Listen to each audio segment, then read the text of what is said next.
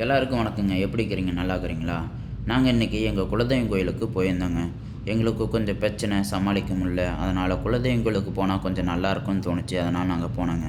நாங்கள் போய் எல்லாம் சாமி கும்பிட்டு உக்காந்துருக்கிறப்ப அங்கே பூ கட்டிகிட்டு இருந்த ஒரு அம்மா வந்து சொன்னாங்க, குலதெய்வம் கோயிலுக்கு அமாவாசை அமாவாசை போனால் ரொம்பவே நல்லதாமாங்க. அதுவும் ஒரு தாய் சாணத்தில் இருக்கிற ஒரு மாரியம்மன் கோயிலுக்கு போனால் ரொம்பவே நல்லதாமாங்க அமாவாசை அமாவாசை போனால்.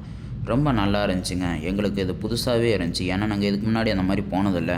எங்கள் வீட்டு பக்கத்தில் அந்த அக்கா தான் சொன்னாங்க, நாங்கள் போயிட்டு வந்தால் நல்லாயிருக்குன்னு சொன்னாங்க. அதனால் நாங்கள் போயிட்டு வந்தோங்க.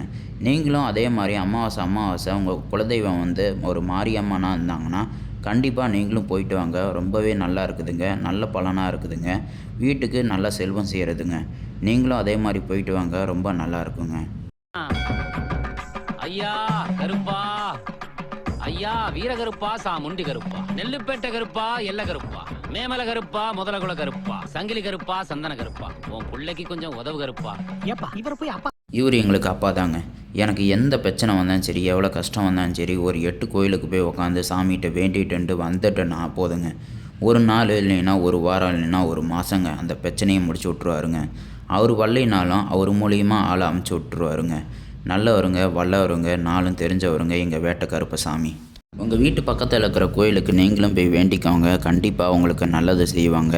அவங்களால செய்ய முடியாத பட்சத்துக்கு நல்ல மனசு இருக்கிறவங்கள உங்களுக்கு அமுச்சு வைப்பாங்க. தமிழ்நாட்டுக்கு அமுச்சு வச்சுட்டாங்க. கண்டிப்பாக அவர் நல்லது செய்வார். அவரால் மட்டும்தான் செய்ய முடியும்.